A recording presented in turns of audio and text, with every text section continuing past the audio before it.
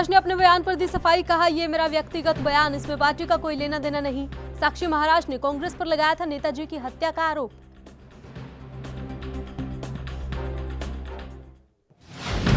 किसानों की tractor rally पर आज दिल्ली पुलिस की प्रेस वार्ता, शाम 4:30 बजे रैली को लेकर देंगे जानकारी। 26 जनवरी को ट्रैक्टर रैली निकालने पर अड़े हैं किसान।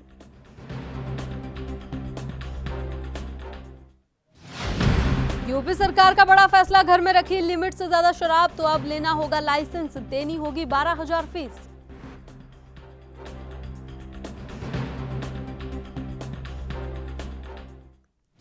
और रूस में विपक्षी नेता अलेक्सी नवेल्नी की गिरफ्तारी का विरोध, पुतिन के खिलाफ सड़क पर उतरे लाखों लोग, 3,000 से ज्यादा प्रदर्शनकारी गिरफ्तार।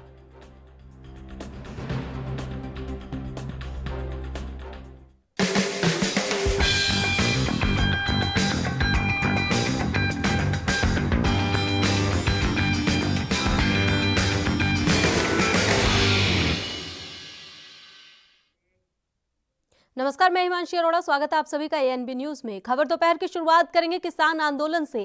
किसान पिछले 26 नवंबर से तीनों कृषि कानूनों को रद्द करने और एमएसपी की गारंटी की मांग को लेकर दिल्ली एनसीआर के बॉर्डर पर धरना दे रहे हैं। सरकार और किसानों में अब तक 11 दौर की बैठक हो चुकी है, जो कि बेनतीजा रही है। और अब किसानों ने 26 जनवरी को गणतंत्र दिवस परेड पर दिल्ली के रिंग रोड में विशाल ट्रैक्टर रैली निकालने की घोषणा कर रखी है। इसे लेकर जहां केंद्र सरकार में हलचल है, तो वहीं दिल्ली पुलिस भी लगातार जद्दोजहद कर रही है। हालांकि किसानों ने साफ कहा है कि वो 26 जनवरी को ट्रैक्टर रैली निकाल कर रहेंगे। इसी बीच किसानों की ओर से एक लिखित चिट्ठी दिल्ली पुलिस को दी गई है, जिसमें उन्होंने ट्रैक्टर रैली के लिए इजाजत मांगी है। इस अनुमति पत्र में पुलिस और किसानों की आम सहमति से जो रूट तय हुए हैं, उनका भी जिक्र है। पुलिस ने किसानों की कुछ शर्तें दी हैं, जिस पर किसानों को अपना जवाब देना है। उधर दिल्ली में किसानों के ट्रैक्टर रैली पर शाम 4:30 बजे दिल्ली पुलिस भी प्रेस कॉन्फ्रेंस करेगी। इसमें विशेष पुलिस कमिश्नर किसानों के ट्रैक्टर रैली के बारे में जानकारी देंगे।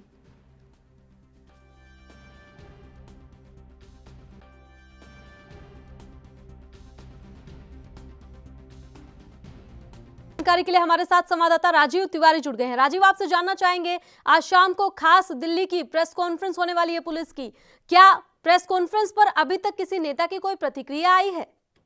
देखिए, बिल्कुल बताया। जिस तरीके से बात करें किसानों की जो रैली, ट्रैक्टर रैली है, उसको लेकर आज दिल्ली पुलिस 4:30 बजे करीब कह सकते हैं एक प्रेस कॉन्फ्रेंस करेगी, जिसके अंदर ये निर्धारित किया जाएगा जो भी ट्रैक्टर रैली चलेंगी, जहां से चलेंगी उसी स्थान पर उनको वापस जाना होगा। क्योंकि दिल्ली पुलिस को भी पता है कि अगर किसान जो दिल्ली के अंदर प्रवेश करते हैं तो उनको वापस भेजना बड़ा मुश्किल होगा। इसीलिए पहले से ही डिसाइड किया जा रहा है जब ट्रैक्टर रैली अगर सिंधु बॉर्डर से चलती है तो वहीं ट्रैक्टर रैली जो है वो वापस उसी स्थान पर जाएगी, यानी सिंधु बॉर्डर पर ही जाएगी। मगर इसके लिए 5 स्थान निर्धारित किए जाएंगे। उसके अंदर लगभग 120 से लेकर 140 किलोमीटर की जो दूरी होगी वो तय करनी होगी। लगभग ये कह सकते हैं कि सिंधु बॉर्डर से लेकर या फिर कहें और जो सीमाएं हैं या फिर आनंद विहार या फिर कहें यूपी गेट जो है वहां से लेकर लगातार इस तरीके की जो प्रक्रिया है वो अपनाई जाएगी। मगर किसानों की तरफ से भी जो पत्र लिखा गया है वो स्पष्ट होगा। मगर देखना होगा आज जो दिल्ली पुलिस जो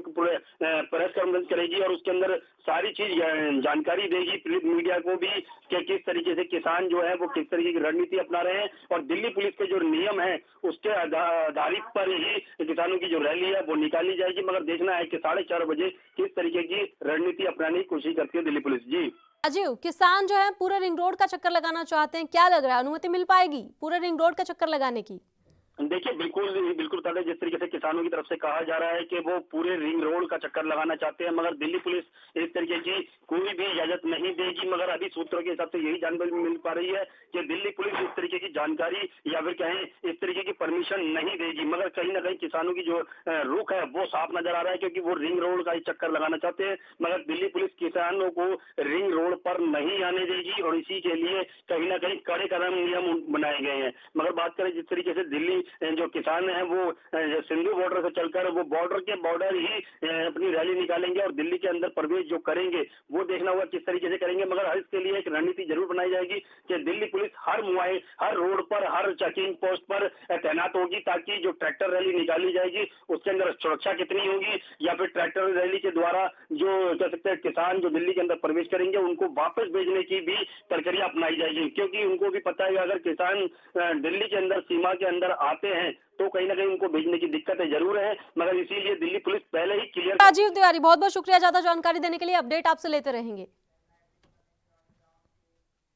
केंद्र सरकार के कृषि कानूनों के विरोध में पिछले 2 महीने से ज्यादा समय से दिल्ली की सीमाओं पर बैठे किसान संगठनों ने कहा कि पुलिस ने उन्हें गणतंत्र दिवस के दिन ट्रैक्टर रैली निकालने की अनुमति दे दी है। इसी बीच भारतीय किसान यूनियन के नेता राकेश टिकैत ने दावा किया है कि गणतंत्र दिवस पर करीब 3 लाख ट्रैक्टर दिल्ली की सड़कों पर उतरेंगे। उन्होंने कहा कि यूपी गेट बॉर्डर पर किसानों का जत्था लगातार आ रहा है। साथ ही कहा कि अगर सरकार आगे की बात के लिए बोलेगी तो आगे की बात के लिए हम तैयार हैं।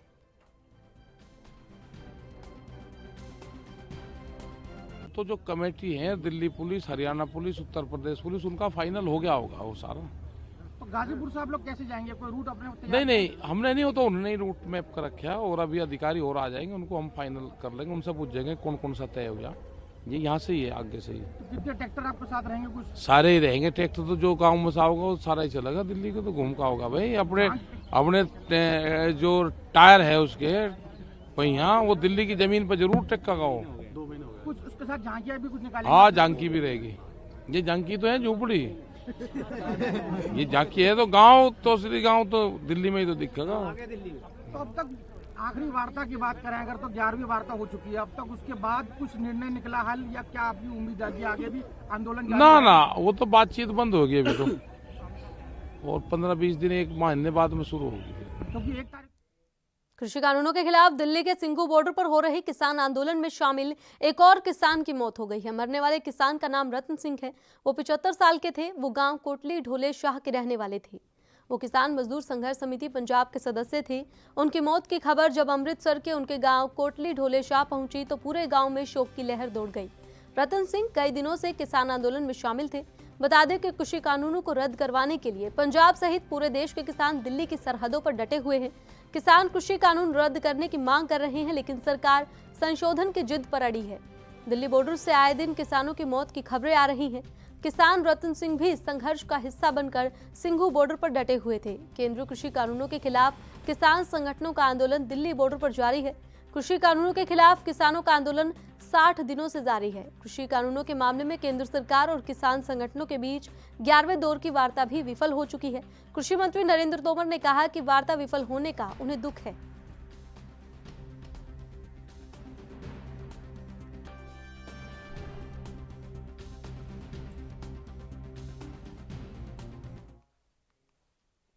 छब्बीस जनवरी को गणतंत्र दिवस के मौके पर सुरक्षा व्यवस्था के तहत दिल्ली मेट्रो के सर्विस में कुछ बदलाव किए गए हैं।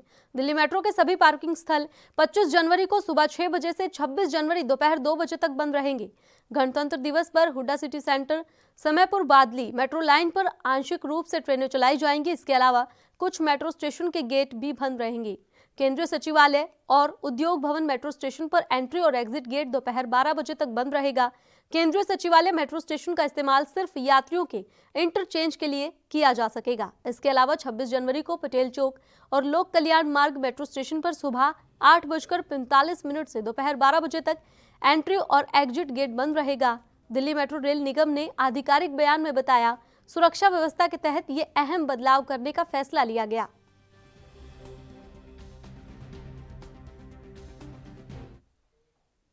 राहुल गांधी ने तमिलनाडु में इस साल होने वाले विधानसभा चुनाव की तैयारियां शुरू कर दी हैं। पहले दिन ही प्रधानमंत्री नरेंद्र मोदी की सरकार पर गांधी हमलावर हुए। रविवार को भी उन्होंने सरकार पर जनता को परेशान करने के आरोप लगाए।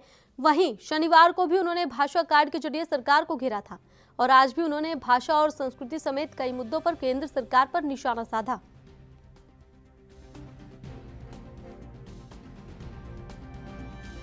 I understand that there are reasons for this. Demonetization, GST, high petrol and diesel prices, these are crippling the people of Tamil Nadu, being run in the interest of 5 or 6 big businessmen. Today we see for the first time in our history that Kisans are doing a rally on the 26th of January. They're doing a rally because they are hurt, they are upset, and they understand that what is there. वहीं इससे पहले कांग्रेस के पूर्व अध्यक्ष राहुल गांधी ने आज मोदी सरकार को महंगाई के मुद्दे पर घेरा। उन्होंने ट्विटर के जरिए मोदी सरकार पर निशाना साधा। रसोई गैस और डीजल पेट्रोल के बढ़ते दामों को लेकर उन्होंने ट्वीट किया और पीएम मोदी के नेतृत्व वाली एनडीए सरकार पर तंज कसा। राहुल गांधी ने ट्विटर पर लिखा कि मोदी जी ने जीडीपी यानी गैस डीजल पेट्रोल के दामों में जबरदस्त विकास करके दिखाया है। जनता महंगाई से त्रस्त, मोदी सरकार टैक्स वसूली में मस्त। राहुल ने ट्विटर पर एक अखबार का स्क्रीनशॉट भी शेयर किया जिसमें तेल और गैस की बढ़ती कीमतों की तुलना की गई है।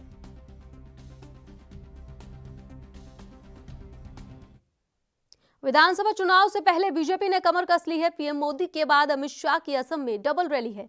गृह मंत्री अमित शाह पूर्वोत्तर के 2 दिवसीय दौरे पर हैं।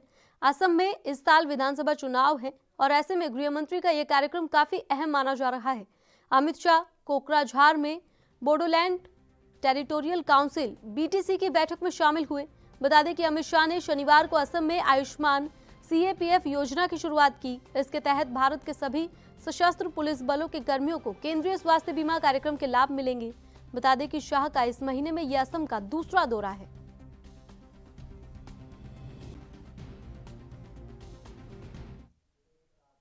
यूपी सरकार ने नई आबकारी नीति जारी कर दी है। इसके तहत अगर आप घर में तय मात्रा से ज्यादा शराब रखना चाहते हैं तो आपको यूपी सरकार के आबकारी विभाग से लाइसेंस लेना पड़ेगा और आपको 12,000 रुपए हर साल लाइसेंस के रूप में सरकार को देना होगा। यही नहीं, सरकार को 51,000 रुपए आबकारी विभाग को बतौर सिक्योरिटी देनी होगी। बिना लाइसेंस के घर में तय मात्रा से अधिक शराब रखने पर कार्रवाई की जाएगी और होम लाइसेंस के लिए ऐसे लोग ही योग्य होंगे जो पिछले 5 साल से इनकम टैक्स भरते आए हैं। लाइसेंस के लिए आवेदन के समय इनकम टैक्स रिटर्न भरने की रसीद भी देनी होगी। साथ ही आवेदकों को अपने आवेदन के साथ पैन कार्ड, आधार कार्ड की कॉपी भी जमा करानी होगी। जानकारी के अनुसार आवेदकों को इस संबंध में शपथ पत्र भी देना होगा जिसके मुताबिक किसी भी अनधिकृत या फिर 21 साल से कम उम्र की आयु के व्यक्ति का शराब रखे जाने वाली जगह पर प्रवेश वर्जित होगा। यूपी सरकार की तरफ से जारी की गई नई नीति के मुताबिक देशी और अंग्रेजी शराब के अलावा बियर और भांग की फुटकर दुकानों और मॉडल शॉप के लाइसेंस भी रिन्यू किए जाएंगे।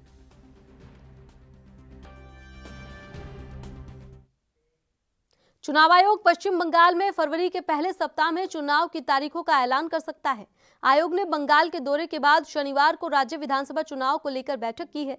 इसमें राज्य की कानून व्यवस्था के हालात और राजनीतिक दलों के सुझावों पर विस्तार से चर्चा की गई। राज्य में बोर्ड परीक्षाओं और कोरोना प्रोटोकॉल को देखते हुए चुनाव आयोग 8 चरणों में मतदान करा सकता है। बैठक में पश्चिम बंगाल के मुख्य चुनावी आफ्ताब ने भी शिरकत की। दरअसल पश्चिम बंगाल में मतदाता सूचियों का काम पूरा हो चुका है। चुनाव आयोग की पूरी टीम राज्य का दौरा करके आ गई है। इस दौरान चुनाव आयोग ने राजनीतिक दलों समेत राज्य के प्रशासनिक अधिकारियों के साथ कई दौर की बैठक करके हालात का जायजा लिया। इससे पहले भी चुनाव आयोग की टीम ने उप चुनाव आयुक्त सुदीप जैन के नेतृत्व में राज्य का दौरा करके अपनी रिपोर्ट मुख्य चुनाव आयुक्त को सौंपी थी। इसके बाद मुख्य चुनाव आयुक्त सुनील अरोड़ा के नेतृत्व में आयोग का दल पश्चिम बंगाल पहुंचा था। आयोग के मुताबिक राज्य विधानसभा का कार्यकाल 30 मई तक है और ऐसे में चुनाव आयोग चाहता है कि पूरी चुनावी प्रक्रिया मई के पहले सप्ताह तक पूरी कर ली जाए। आयोग के सामने कोरोना की चुनौतियां भी हैं और ऐसे में आयोग चुनाव के चरणों में इजाफा भी कर सकता है। इसे आयोग ने राज्य में सर्वदलीय बैठक में भी राजनीतिक दलों के साथ भी साझा किया था।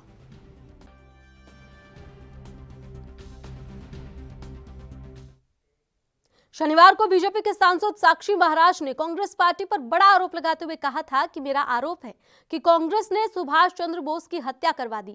ना तो महात्मा गांधी और ना ही पंडित नेहरू उनकी लोकप्रियता के सामने टिक सके। इस बयान के बाद रविवार को साक्षी महाराज ने अपने बयान पर सफाई दी। सफाई देते हुए सांसद ने कहा कि मैंने प्रयास किया कि नेताजी सुभाष चंद्र बोस की मौत आज भी रहस्य है, आखिर क्यों। साथ ही उन्होंने कहा कि पंडित जवाहरलाल नेहरू ने कोई जांच क्यों नहीं बिठाई, कोई पर्दाफाश क्यों नहीं हुआ। साथ ही शनिवार को दिए बयान पर उन्होंने कहा कि ये मेरा व्यक्तिगत कयास था, इससे पार्टी का कोई लेना देना नहीं है। कल उनकी 125वीं जयंती थी।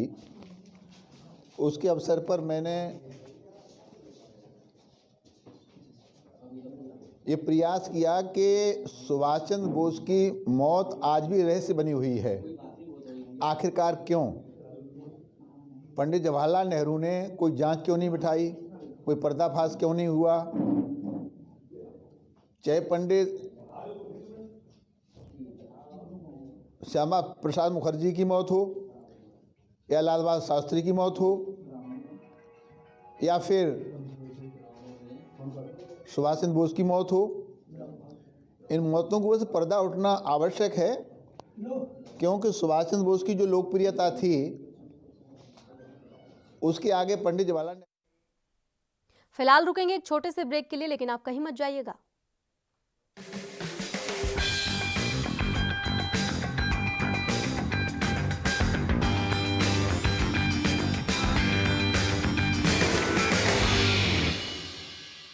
क्या आप दुबले पतले कमजोर हैं, आपकी सेहत नहीं बनती, भूख कम लगती है, वजन नहीं बढ़ता?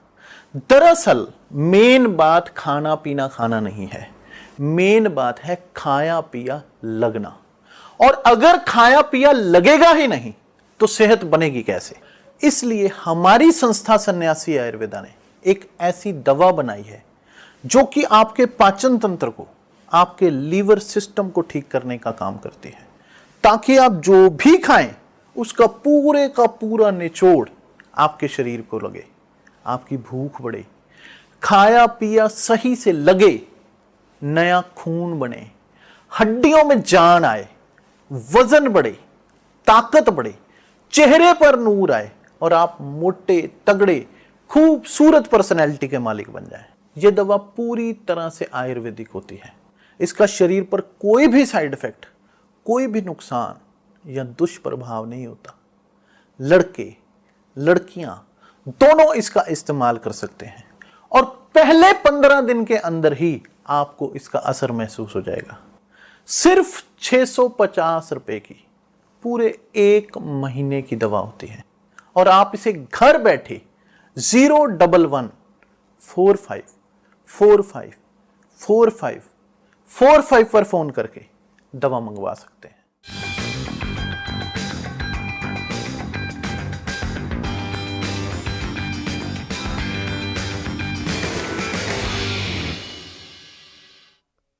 ब्रेक के बाद आप सभी का फिर से स्वागत है। सीएम ममता के सामने लगे जय श्री राम के नारों को लेकर लगातार विपक्ष बीजेपी पर हमला कर रहा है। अब ऐसे में हैदराबाद में कांग्रेस के नेता वी हनुमंत राव ने जोरदार हमला किया और कहा कि भगवान का नाम जरूर लेना चाहिए, लेकिन कार्यक्रम जरूर देखना चाहिए। क्या कुछ वी हनुमंत राव ने कहा, आइए सुनते हैं। कभी पावर में नहीं आता और राहुल गांधी के ऊपर आरोप लगा रहे हैं। राहुल गांधी सही बात बताया, वो पहले से भी जो केंद्र में सरकार थी उस वक्त हिंदी की बात आई तो उस दिन से हर पॉलिटिकल पार्टी दो हिंदी के नाम पे उन्हें थोड़ा दूर रखना चाहते हैं। उनका लैंग्वेज है तमिल, इंग्लिश है, वो हिंदी को मानने को तैयार नहीं। उधर का डिफरेंट कल्चर है, डिफरेंट एटीट्यूड है। उसको लेके हमारे किशन रेड्डी साहब बोल रहे उन्होंने पामिस्ट बने, नहीं तो उनको पूरा मन में क्या है नहीं मालूम। तुम कैसा बोल सकते? तुम राहुल गांधी जब तक रहेगा कि यूपीए सरकार पावर में नहीं आता, कभी सोचे भी हैं तुम? असेंबली हार गए थे आप, वो भूलो न को। किसका किस्मत किधर रहता नहीं मालूम। असेंबली हार गया, घर में बैठते समझा, फिर पार्लियामेंट टिकट दिया, तू जीत गया, मंत्री बना। ये कोई बोल सकते है क्या? तुम भी ख्वाब भी नहीं सोचे। ऐसा लीडर के बारे में बोलने का बंद करो। कोई कुछ भी बन सकता। ममता भी अटेंड करे, हमारे प्रधानमंत्री नरेंद्र मोदी भी अटेंड करे। उसमें मुझे ये समझ में नहीं आया, बर्थडे नेताजी सुभाष चंद्र बोस की बर्थडे होता, उनका अमर है बोल के बोलने के वजह वहां पर भी राम का नाम लेते। ये मुझे ये समझ में नहीं आ रहे भैया। भगवान का नाम बराबर बोलना चाहिए, मगर अकेशन क्या है? अकेशन है Netaji Subhash Chandra 125th birthday, is a freedom fighter. उनका बर्थडे के उनका जिंदाबाद कम हुआ, राम का जिंदाबाद ज्यादा हुआ। राम का जिंदाबाद बोलना जरूरी है, मगर यहाँ पर नहीं है। यहाँ क्या बोलना था? नेताजी सुभाष चंद्र बोस हमारे, ये सही बात बताए। सरकार में सिर्फ ये पॉलिटिकल का गेम खेल के राम मंदिर की नाम ना रहे। ये राम को हर जगह यूज न को करो भैया। राम राम ही है, राम सबका नाम है, राम का दिल में सबको प्यार है। वो हिंदुओं में है, मुसलमानों में है, क्रिश्चियन सब है। राम का एक ऊंचा दर्जा है, वो दर्जे को नीचे नहीं लाइए। बंगाल की मुख्यमंत्री ममता बनर्जी के सामने लगे जय श्री राम के नारे के बाद लगातार सियासत तेज होती जा रही है और अब कांग्रेस के नेता राशिद अल्वी ने कहा कि इसकी जितनी निंदा की जाए उतनी कम है, ऐसा नहीं होना चाहिए था। और क्या कुछ कहा, सुनिए। गवर्नमेंट ऑफ इंडिया का प्रोग्राम था, मिनिस्ट्री ऑफ कल्चरल का प्रोग्राम था। वहाँ पे किसी दूसरे नेता को बुला के प्रधानमंत्री की मौजूदगी में बेइज्जती करना दुर्भाग्यपूर्ण है और प्रधानमंत्री भी खामोश बैठे रहे। बीजेपी के नेता जय श्री राम का नारा इस तरह नहीं लगाते जिस तरह भगवान को इज्जत दी जाती है। वो तो जय श्री राम का नारा इस तरह लगाते हैं जैसे कोई हथियार इस्तेमाल कर रहे हैं, और यही काम कलकत्ता के अंदर उन लोगों ने किया। इसकी जितनी निंदा की जाए इतना कम है। किसी मुख्यमंत्री को, विपक्ष के नेता को प्रधानमंत्री की मौजूदगी में इस तरह बेइज्जत करना देश के लोकतंत्र को कमज़ोर करता है। बिल्कुल ठीक बात है। आज की सरकार बीजेपी की सरकार नहीं है, राष्ट्रीय सेवक संघ की सरकार है। आरएसएस का एजेंडा ही ये बीजेपी की सरकार इम्प्लीमेंट कर रही है। वही ज़बान बोलती है जिसकी डायरेक्शन, जिसका निर्देश आरएसएस के मुखिया दे देते हैं। और ये नफरत फैलाने वाली एक संगठन है जो देश के समाज को तोड़ने का काम कर। पूर्व सांसद और कांग्रेस नेता उदित राज ने एक बार फिर से बीजेपी पर जोरदार हमला किया। उदित राज ने बीजेपी सांसद साक्षी महाराज के बयान पर तंज कसा और इस दौरान उदित राज ने सीएम ममता बनर्जी के सामने लगे नारों पर भी नाराजगी जताई। क्या कुछ कहा, देखिए। महाराज उस पार्टी से है जिसके सपोर्टर ने गांधी जी की हत्या करी थी, और जो उनकी सोच है कांग्रेस के ऊपर वो थोप रहे हैं। और सुभाष चंद्र बोस जी से, गांधी जी से और नेहरू जी से बहुत ही अच्छे संबंध थे, और नेहरू जी उनकी बेटी को पढ़ाने का काम किया, ट्रस्ट बनाया, एक फंड बनाया, और आरएसएस से बहुत ही नफरत करते थे सुभाष चंद्र बोस जी। मोदी जी का या पूरा बीजेपी को इनके जुबान पर सुभाष चंद्र बोस का नाम आना मतलब सुभाष चंद्र बोस को कलंकित करना। हेगडेवार जब मिलने गए तो किस तरह से व्यवहार किया था सुभाष चंद्र बोस जी ने, टाइम नहीं दिया था, और जब हेगडेवार बात कर रहे थे इनकी बात को अनसुना किया था, और इस पंथ के बड़े ही खिलाफ थे सुभाष चंद्र बोस जी। तो इनको शर्म आनी चाहिए कि सुभाष चंद्र बोस के पास जब हेगडेवार गए हैं तो क्या उनका रवैया था। तो इनका सुभाष चंद्र बोस जी से क्या लेना देना है? इन्हें क्या पता है कि सुभाष चंद्र बोस जी क्या है, उनका क्या संबंध कांग्रेस से है। कांग्रेस के हमारे वो अध्यक्ष रहे हैं और बहुत ही अच्छे संबंध। यही चीज मोदी जी के साथ होता तो तब पता लगता है इनको कि मान और अपमान क्या है। कोई भी नारा आप लगाइए, श्री राम का नारा या कोई और भी नारा लगाइए, लेकिन जब किसी को आप बुला करके जब वो बोल रहा उसको भाषण को डिस्टर्ब करना और उसके बाद में इसको तोड़ मरोड़ करके पेश करना कि श्री राम से उनको नफरत है। श्री राम से क्या नफरत है? यही चीज अगर दुर्गा पूजा का, माँ दुर्गा का नारा लगाने लगते जब मोदी जी बोलते तब पता लगता।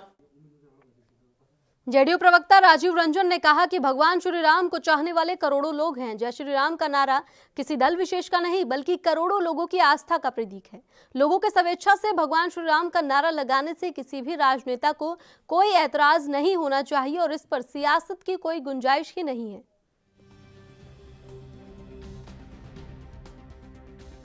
जो स्वतः स्फूर्त जो शब्द निकलते हैं उस पर किसी राजनीतिक दल का कोई प्रभाव नहीं होता है। लोग स्वेच्छा से अगर नारे लगा रहे हैं भगवान श्री राम के, तो इस पर किसी राजनेता को एतराज़ नहीं व्यक्त करना चाहिए। और भगवान के नाम लेने को लेकर के मुझे नहीं लगता है किसी दल विशेष की चर्चा नहीं है, ये केवल आस्था का प्रकटीकरण है। मुख्यमंत्री ममता बनर्जी के सामने लगे जय श्री राम के नारे पर लगातार विवाद बढ़ता जा रहा है और अब ऐसे में पूर्व केंद्रीय मंत्री सत्यपाल सिंह ने विपक्ष के आरोपों पर पलटवार किया और कहा कि भगवान राम राजनीति के नहीं बल्कि राष्ट्रनीति के केंद्र बनने चाहिए। क्या कुछ कहा सत्यपाल सिंह ने, सुनिए। सबसे पहले तो मैं ये कहना चाहूँगा कि भगवान राम इस देश की संस्कृति के नायक हैं और जिन्होंने संविधान नहीं पढ़ा उनको पढ़ना चाहिए। संविधान की मूल प्रति में भगवान राम को, मर्यादा पुरुषोत्तम राम को इस राष्ट्र के उन्नायक के रूप में माना गया है। भगवान राम राजनीति के नहीं, हमारे राष्ट्र नीति के केंद्र बिंदु बनना चाहिए और उनकी मर्यादाएं ही हमारा मार्ग प्रशस्त करना चाहिए। और मैं तो अभिनंदन करना चाहूँगा देश के प्रधानमंत्री मोदी जी का कि उनका जो मूल मंत्र है सबका साथ, सबका विश्वास और सबका विकास, ये भगवान राम की जो मर्यादाएं थी उसी का एक रूप है। भगवान राम के ज़माने में जिन लोगों ने नहीं पढ़ा होगा उनको पढ़ना चाहिए, चाहे वाल्मीकि रामायण हो, चाहे हमारे रामचरितमानस हो। रामचरितमानस भी ये कहता है, दैहिक दैविक भौतिक तापा राम राज कहु नहीं व्यापा। किसी भी प्रकार का दुख नहीं होना चाहिए, चाहे प्रधानमंत्री गरीब कल्याण योजना हो, चाहे आयुष्मान भारत की बात हो, ये सब भगवान राम की प्रेरणा का उनका जो राज्य था उसी के हिसाब से ये चल रहा है। और इस भगवान राम किसी पार्टी के नहीं, वो सारे देश के हैं और उसमें हिंदू और मुसलमानों में उसको बांटा नहीं जा सकता। वो सबके पूर्वज हैं जो अपने पूर्वजों के ऊपर, जो जिनको छाती पर अपने इनको गर्व नहीं है, वो मुझे लगता है कि उनका भविष्य। फिलहाल इस बुलेटिन में इतना ही, लेकिन आप देख रहे हैं ANB न्यूज़। नमस्कार।